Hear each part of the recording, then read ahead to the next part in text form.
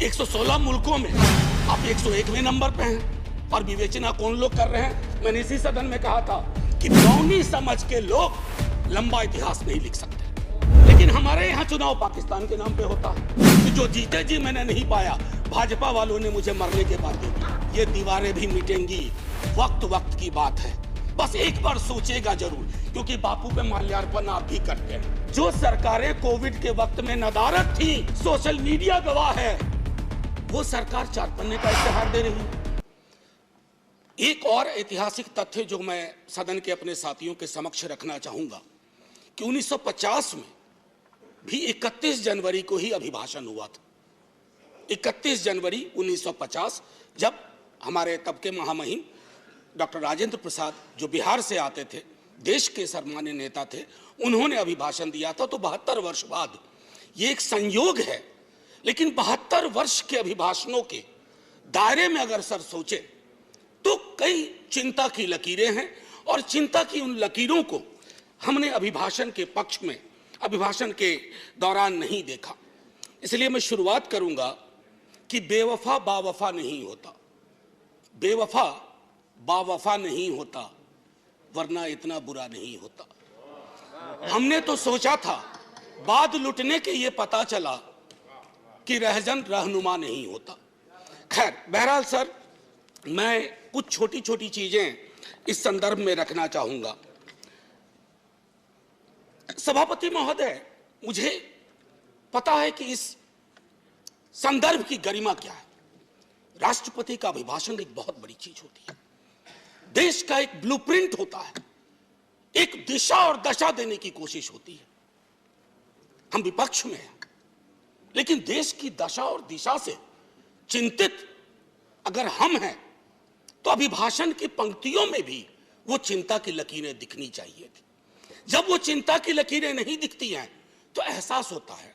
कभी कभी मैं सोचता हूं माननीय सभापति महोदय, कि महामहिम सोते जागते अपने सलाहकारों से बात करते, टेलीविजन देखते, सोशल मीडिया देखते, संवाद करते, क्या उनको नहीं लगता होगा कि देश के विजुअल्स बहुत अच्छे नहीं है? छात्रों पे आंसू गैस के गोले क्या मांग रहे थे? चांद नहीं मांग रहे थे, नौकरी मांग रहे थे। और वो 2 करोड़ वाला भी नहीं मांग रहे थे, कह रहे थे बाकी वाला बचा हुआ दे दो। आपने लाठियां बरसाई। तो मैं ये सोचता हूं कि महामहिम के अभिभाषण में अगर इस तरह की चिंता ना हो, तो सर भाषण ना कागज का पुलिंदा लगता है, और अच्छा नहीं लगता है उसे कागज का पुलिंदा कहना। दूसरी चीज माननीय सभापति महोदय, कोरोना पर मैंने विस्तार से इस सदन में चर्चा की है। कोरोना को लेकर के भी जो चिंता आनी चाहिए थी, वो नहीं आई।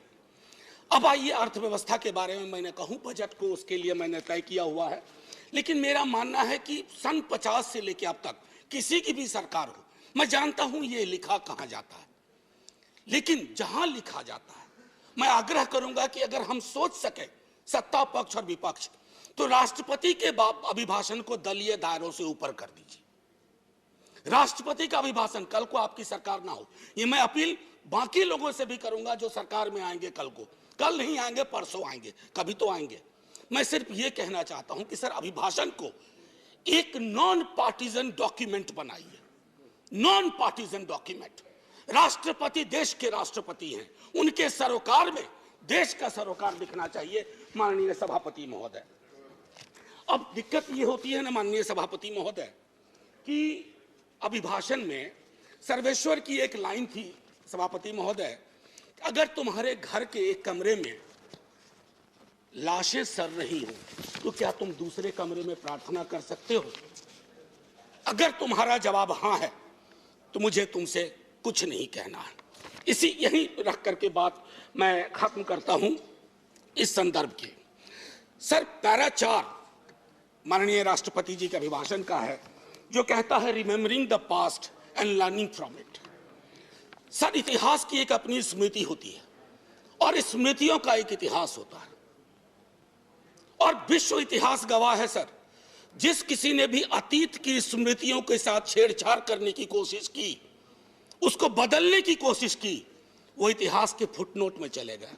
इतिहास नहीं बदला, वो इतिहास के फुटनोट में चले गए। नेताजी सुभाष बोस, अरे देश के नेताजी हैं, आपने उनको इंपीरियल कैनोपी में रखने का, अगर नेताजी कहीं से आ जाते हैं तो कहते कैनोपी में मत रख भाई, दिलों में रख, दिलों में रख। मैं ये इसलिए कह रहा हूं, मैंने नेताजी की चिट्ठियां पढ़ी हैं नेहरू जी के नाम, मैंने नेताजी की चिट्ठियां पढ़ी हैं बापू के नाम, मैंने नेताजी की चिट्ठियां पढ़ी हैं तमाम उस दौर के लीडर्स के नाम। कहां कद था नेताजी का, नेहरू जी का, बापू का, पटेल का, और विवेचना कौन लोग कर रहे हैं? मैंने इसी सदन में कहा था कि बौनी समझ के लोग लंबा इतिहास नहीं लिख सकते, लंबी लंबी लंबी लकीर नहीं खींच सकते। एक बार चिंता करिएगा सर, मैं ये कह रहा हूं कि बापू के राम की संकल्पना करिए। अच्छा, इससे पहले एक हल्के में एक बात कहूं माननीय सभापति महोदय, मैं कभी कभी सोचता हूं 1952 में पहला चुनाव लड़ा हमने सर, 52 में हम पार्टीशन से निकल के आए थे, पीड़ा थी बहुत, लाखों लोग मारे गए उधर और लाखों लोग मारे गए इधर, लेकिन सर 52 का चुनाव हुआ था समावेशी विकास पर, रोजगार पे। 70 साल बाद हम चुनाव लड़ रहे हैं किस चीज पे?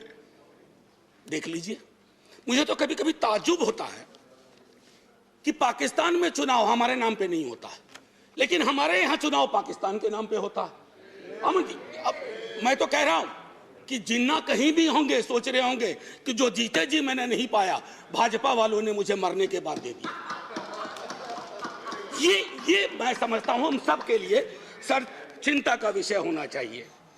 सर, मैंने कहा था कि बापू के राम, जब इतिहास की बात करते हैं सर, ये किताब है प्रार्थना खंड, बापू की किताब है, बापू की प्रार्थनाओं का संकलन है। मैं आग्रह करूंगा सब पढ़ें। जब नोआखोले से लौट के आए बापू, बहुत पीड़ा थी, उन्होंने अपना प्रार्थना बदल दिया। वो प्रार्थना भजमन प्यारे सीताराम की जगह भजमन प्यारे राम रहीम, भजमन प्यारे कृष्ण करीम। आप क्या कर रहे हैं? कृष्ण और करीम के बीच में कटीली दीवार लगा रहे हैं, राम और रहीम के बीच में दीवार लगा रहे हैं। ये दीवारें आज हो सकता है ताली दिलवा रही हों, आप मिट जाएंगे, ये दीवारें भी मिटेंगी, वक्त वक्त की बात है।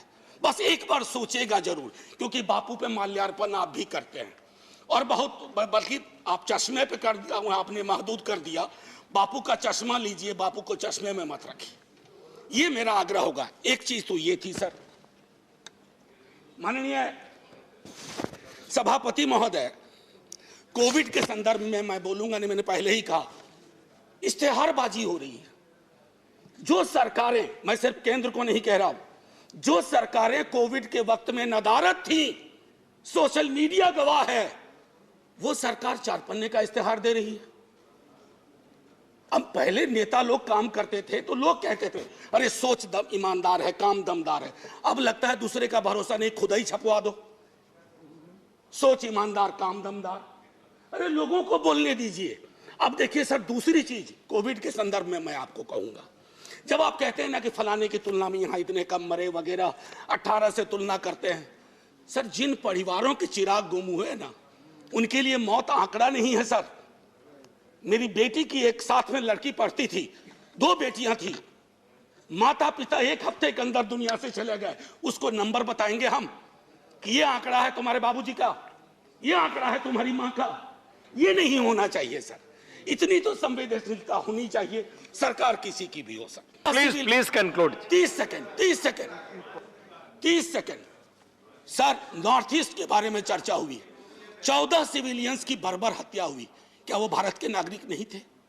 क्या उनके लिए एक शब्द नहीं होना चाहिए था? इसलिए मैं कह रहा हूं कि अभिभाषण सादा डॉक्यूमेंट ना हो, दर्द और पीड़ा हो, उसमें सब कुछ हो, ताकि वो हमारा अभिभाषण हो, आपका अभिभाषण हो, सबका अभिभाषण हो। बस इतना कह करके सर, जय हिंद। Thank you.